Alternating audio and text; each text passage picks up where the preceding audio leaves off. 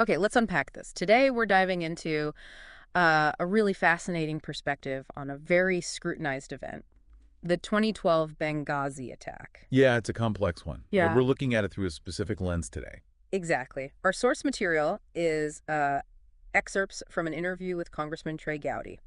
And he offers a very sharp critique of the New York Times' reporting on Benghazi. Right. He definitely had strong views on their coverage. So our mission here is really to pull out the key points of his argument, understand, where he specifically disagreed with the facts presented by the paper. And also to explore the kind of broader things he raises about media coverage, about political narratives, that sort of thing. Definitely. So let's dig in. Gowdy, he doesn't pull any punches right at the start, does he? No, not at all. He kicks off with this pretty sarcastic comment congratulating the New York Times. Saying it only took 15 months for them to figure out how to spell Benghazi. Yeah.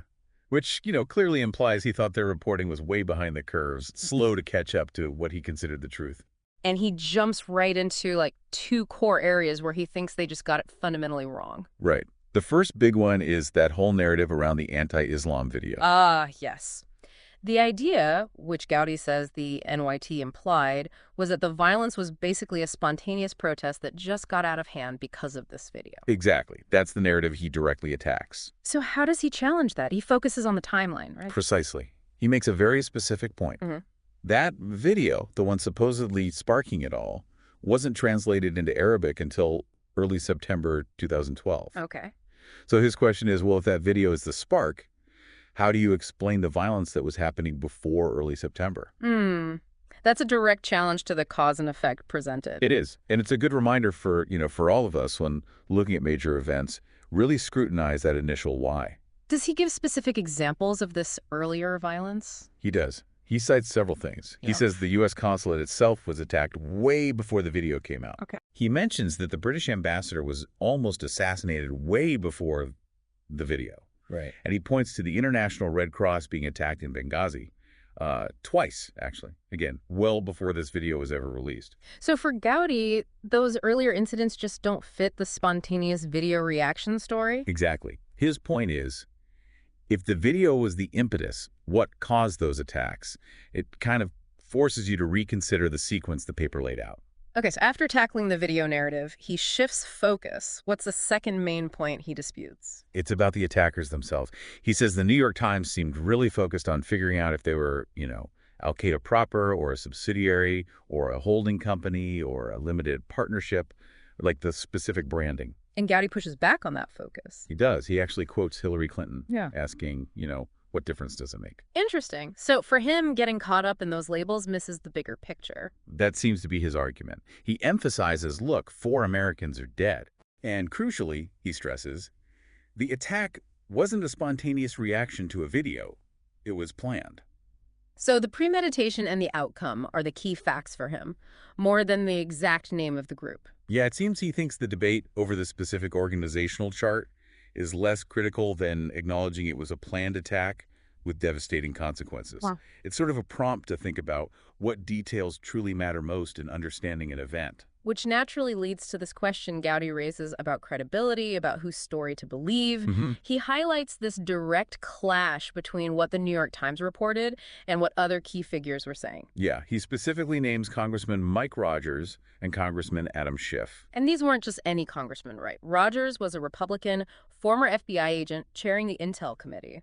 Schiff, a Democrat, former prosecutor, the ranking member on that same committee. Exactly. And according to Gowdy, both of them, bipartisan leadership on the Intel Committee, said the Times' reporting was wrong, based on their own investigations, their access to information.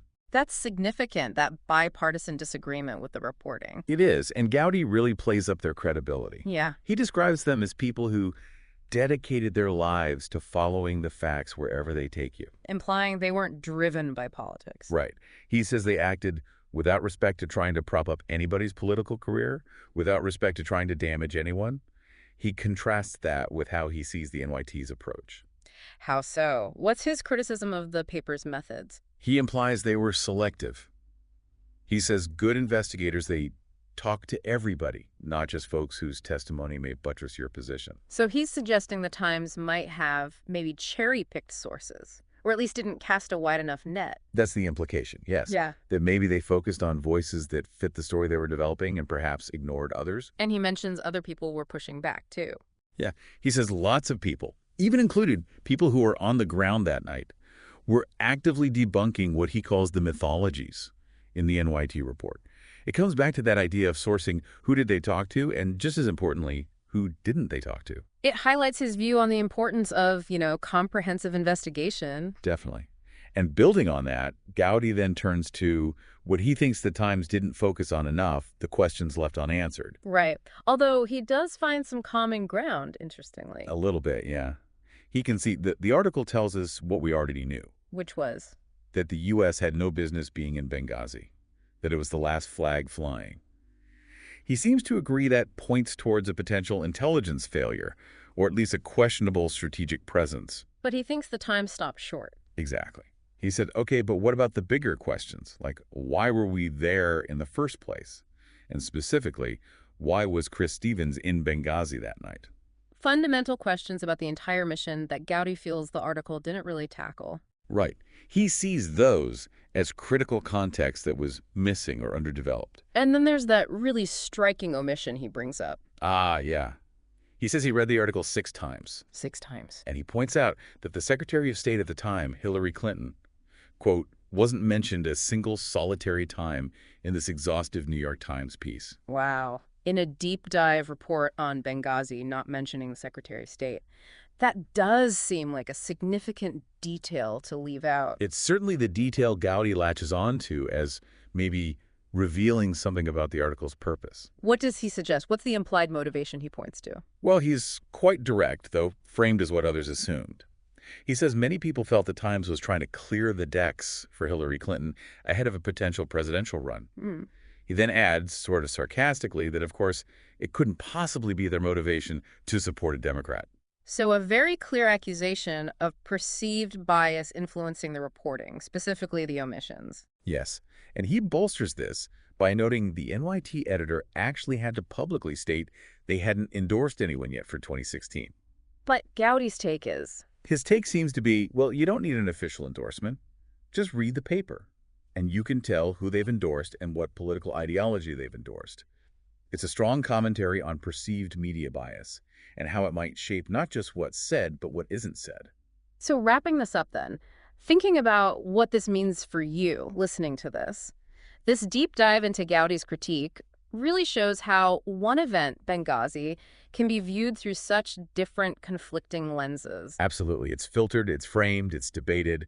We've heard Gowdy raise specific factual challenges about the timeline, about the attackers' labels, about who's more credible. Yeah, and it's not just the specific details of Benghazi, is it? It's about how these narratives get built. Or, as Gowdy strongly suggests, how parts of the narrative might be perhaps strategically left out. Which raises a really important question for anyone trying to stay informed, right? Definitely.